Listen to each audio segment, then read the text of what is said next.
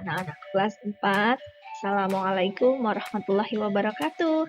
Bagaimana kabarmu hari ini? Tentunya sehat dan tetap semangat. Hari ini kita akan belajar tentang wawancara.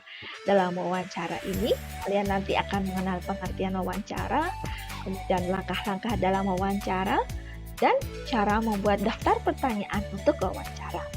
Apa kalian siap untuk belajar hari ini? Oke, let's go! Nah, pengertian wawancara. Wawancara adalah kegiatan tanya-jawab yang dilakukan oleh dua orang atau lebih untuk mendapatkan informasi. Dalam wawancara dikenal dengan narasumber. Narasumber adalah orang yang diwawancarai. Serta ada satu lagi adalah pewawancara. Pewawancara adalah orang yang mewawancarai.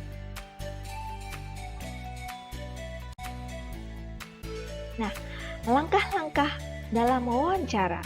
Yang pertama, menentukan topik wawancara. Nah, kalian sebelumnya menentukan topik dulu, misalnya tentang kesehatan, misalnya COVID-19, misalnya topiknya lagi adalah lebaran mungkin, yang lainnya misalnya tahun baru, dan lain sebagainya. Kemudian menentukan narasumber. Nah, menentukan siapa yang akan kalian wawancarai yang tentunya berkompeten atau menguasai yang kira-kira informasi yang akan disampaikan itu sesuai dengan kemampuannya. Kemudian adalah membuat janji dengan narasumber. Kalian menentukan kapan mau wawancara, di mana, jam berapa. Kalian tentukan janjinya dengan narasumber. Setelah itu, setelah membuat janji, kalian membuat daftar pertanyaan yang akan kalian ajukan kepada narasumber. Dan kemudian melakukan tanya jawab. Tentunya tanya jawab di sini sesuai dengan janjinya kapan, jam berapa, dan di mana. Nah, jangan lupa anak-anak, ketika kalian melakukan tanya jawab, melakukan wawancara, jangan lupa kalian setelah melakukan, kalian mengucapkan terima kasih atas kesediaan narasumber menyediakan waktu dan tempatnya untuk kalian wawancarai. Kalian juga meminta maaf karena sudah mengganggu waktu. Seperti itu ya. Kemudian setelah melakukan tanya jawab atau wawancara, kalian menuliskan laporan hasilnya. Kemudian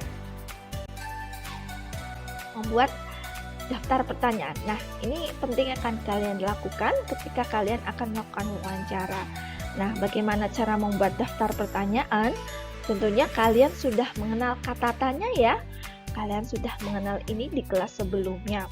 Nah, ada kata-kata yang bisa kalian pegang, kalian ingat untuk menentukan kata tanya apa saja yang akan kalian gunakan.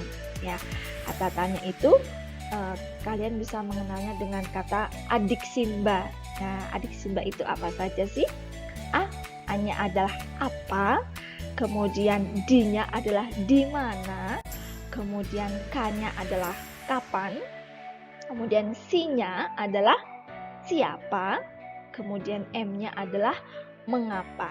Nah, biasanya anak-anak ada yang menuliskannya kenapa. Nah, tidak boleh ya kenapa, karena kenapa ini adalah bahasa yang tidak baku, jadi tidak terdapat dalam KBBI, sehingga anak-anak tidak bisa menggunakannya untuk kegiatan-kegiatan resmi di sekolah atau kegiatan resmi lainnya. Kalian boleh menggunakan kata kenapa untuk bahasa pergaulan sehari-hari. Nah, kalian kalau misalnya dalam pelajaran situasi resmi tidak boleh menggunakan kenapa, tapi menggunakan mengapa ya. Kemudian ada bagaimana ya. Kalian juga bisa menggunakan berapa yang untuk menentukan jumlah. Nah, bagaimana cara membuat pertanyaan? Yang pertama, tulislah kata tanya selalu di depan. Oh iya, misalnya kata tanyanya didahului oleh kata sapaan kakak, adik, ayah, atau bu, atau bapak. Kalian juga bisa menggunakannya ya, misalnya, Pak, apakah hari ini Anda siap saya wawancarai? Boleh seperti itu ya, menggunakan diawali dengan kata sapaan dulu boleh. Tapi yang tidak boleh kalian lakukan adalah kata tanyanya berada di tengah ataupun di belakang. Misalnya begini, "Adik, kamu pulang kapan?" Nah, kapannya terletak di belakang itu tidak boleh ya. Harus meletakkan kata tanyanya itu berada di depan atau setelah kata sapa. Kemudian jika itu wawancaranya menggunakan tulisan, membuat laporannya, jangan lupa menuliskan tanda tanya. Nah, ini sering dilupakan oleh anak-anak. Tanda tanya jangan lupa dituliskan. Nah, Bu Guru akan memberikan contoh daftar pertanyaan tentang topik lingkungan tempat tinggal. Nah, pertanyaannya apa saja sih? Kalian bisa menggunakan adik Simba ya sebagai patokan. Dan penggunaan adik Simba itu tidak harus selalu berurutan, tapi disesuaikan dengan kondisinya. Boleh sekali, silahkan. Yang pertama, di mana kamu tinggal? Siapa saja yang tinggal di rumahmu? Kapan keluargamu mulai tinggal di sini? Apakah kamu nyaman tinggal di sini? Mengapa kamu nyaman tinggal di sini? Nah, bagaimana cara kamu merawat rumahmu? Nah, itu adalah contoh daftar pertanyaan yang dengan topik lingkungan tempat tinggal. Nah, kamu bisa menyesuaikan dengan topik yang akan kamu tanyakan kepada narasumber. Nah, anak-anak, adik Simbanya boleh ada beberapa kata yang bisa kamu ulangi, tapi jangan lupa adik Simbanya keenam-enamnya itu harus kamu tampilkan. Tapi kalau ada yang apanya 2 kali boleh, siapanya 2 kali juga boleh.